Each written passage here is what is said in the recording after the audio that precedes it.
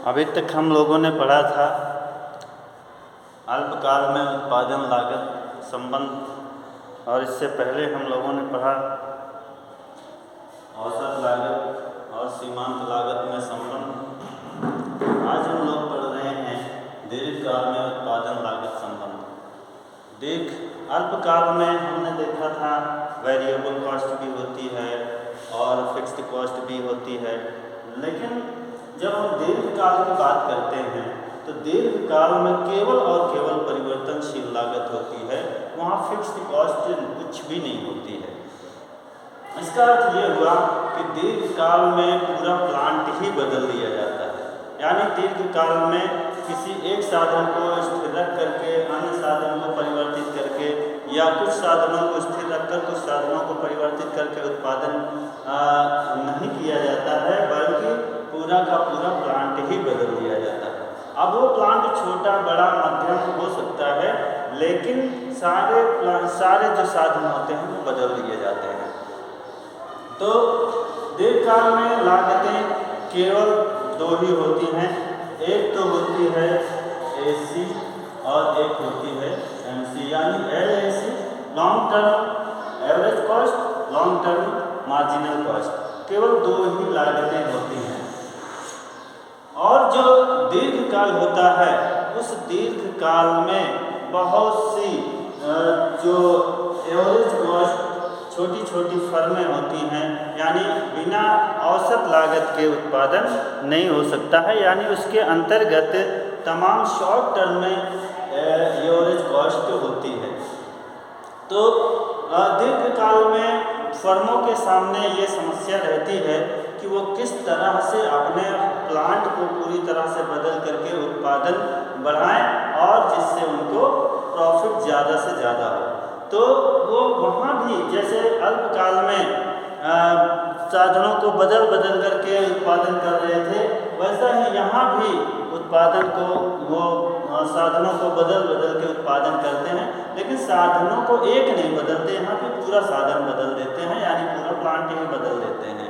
तो पहले वो कुछ छोटे साधन कुछ मतलब छोटे प्लांट लगाते हैं, फिर उत्पादन करते हैं, फिर उस प्लांट को थोड़ा और बढ़ाते हैं, फिर और बढ़ाते हैं, इस तरह से करते हुए उत्पादन करते हैं। तो हम इसको चित्र के माध्यम से देखते हैं। जैसे मान लीजिए ये इस वाले पे हमने इनपुट दिखाया, यानी प्रोडक्शन को, और इस पर हमारी लागतें हैं, ये हम दिखा रहे हैं। तो एक अल्पकाल में जो औसत लागत होगी वो उत्पादन इसी तरह से करती है। अल्पकाल में एक जो फर्म होगी वो इसी तरह का उत्पादन करती है शॉर्ट टर्म में, और उत्पादन वह इस बिंदु पर करेगी, सबसे अधिक उत्पादन उसको इसी बिंदु पर मिलेगा। तो ये जो है, अगर दीर्घकाल की बात की जाए तो दीर्घकाल भी ऐसा ही उत्पादन करता है। दीर्घकाल में भी फर्म इसी तरह का प्लांट लगाती है और उत्पादन करती है, और ऐसी स्थिति में प्लांट इस बिंदु पर उत्पादन करती है, यानी इसको अगर हम मान लें P1, तो P1 के बराबर वो प्रोडक्शन करती है। कितनी लागतें लगा करके, ये मान लीजिए इतनी लागतें लगा करके, इसको हम अगर C1 मान लें तो ये C है, ये LC है, C1 लगा करके इतना उत्पादन करती है। अब अगर वो प्लांट को बढ़ाते हैं, मान लीजिए फर्म उस प्लांट को बढ़ाना चाहती है, तो वह फिर इस तरह के प्लांट का इस तरह की एवरेज कॉस्ट का प्रयोग करेगी, यानी इस तरह के ये कॉस्ट का प्रयोग करेगी और उत्पादन इस बिंदु पर करेगी, यानी P2 के बराबर। और लागतें यही रहेंगी। थोड़ा सा हमारे चित्र में प्रॉब्लम है, हमारा चित्र थोड़ा सा ऐसे होता तो हमारी लागतें लगभग वही रहेंगी। और फिर अगर वो उसको और बड़ा प्लांट लगाना चाहता है तो वो इस बिंदु पर उत्पादन करेगा, ये यहाँ ना जा करके ये यहाँ जाएगी, और जो फर्म होगी वो इस बिंदु पर उत्पादन करेगी। तो इस तरह से हम देख रहे हैं कि प्लांट कभी छोटा प्लांट लगाती है, दीर्घकाल में कोई भी फर्म कभी छोटा प्लांट लगाती है, कभी उससे बड़ा प्लांट, कभी उससे बड़ा प्लांट, इस तरह से अपने प्लांट को बढ़ा करके उत्पादन करना चाहती है। इसको SSC1, SSC2, SSC3 मान लेते हैं। तो इस तरह का ये इसको E1, E2, E3 का मान लेते हैं। ये अल्पकाल में इस तरह का उत्पादन होता है और यही उत्पादन प्रक्रिया को दीर्घकाल में भी अपनाया जाता है। अब दीर्घकाल में कैसे अपनाते हैं इसको हम देखते हैं। दीर्घकाल में कैसे करते हैं। दीर्घकाल में भी हमारा ऐसी U आकार का होता है। दीर्घकाल में ऐसे U आकार का होता है। अब यहीं पर अगर हम इसको U आकार से इसको एनवेलप कर दें, इसको ढक दें, तो ये जो हमारा AC होगा वो LAC होगा। इसी को ही हमने यहाँ पे दिखाया है LAC। ये हमारा LAC है, यानी एक LAC के अंतर्गत तमाम SAC होते हैं। तमाम SAC का मतलब ये है कि कोई भी प्लांट दीर्घकाल में, कोई भी फर्म दीर्घकाल में प्लांट को बदल के कई अनुपात लगाती है। तो वही जो जैसे शॉर्ट टर्म में उत्पादन किया जाता है, वैसे लॉन्ग टर्म में पूरा का पूरा प्लांट बदल करके किया जाता है। तो अब हम इसमें ये जो निष्कर्ष है उस निष्कर्ष को यहाँ समझते हैं। ये इस पर हमारा एक SAC है और इस पर दूसरा SAC हमारा ये होगा SAC2, SAC1, SAC2 और तीसरा होगा SAC3 और चौथा होगा SAC4, पांचवा होगा SAC5। अब निष्कर्ष क्या निकलता है यहाँ पर? हम ये देख रहे हैं कि जो SAC1 है वो यहाँ पर और SAC2 इसको यहाँ पे और SAC3 यहाँ पे और SAC4 यहाँ। इस तरह से हम देख रहे हैं कि ये सभी जो शॉर्ट टर्म के एवरेज कॉस्ट कर्व्स हैं वो लॉन्ग टर्म एवरेज कॉस्ट के कर्व को कहीं ना कहीं टच कर रहे हैं। लेकिन हम ये कहें कि SAC अपने न्यूनतम बिंदु पर LAC को टच करता है, तो ये बिल्कुल सही नहीं है। हम ये देख रहे हैं कि जो SAC है वो किसी न किसी बिंदु पर LAC को टच तो कर रहा है, लेकिन अपने न्यूनतम बिंदु पे टच नहीं कर रहा। न्यूनतम बिंदु पर केवल और केवल एक फर्म टच करती है जो कि अनुकूलतम फर्म होती है।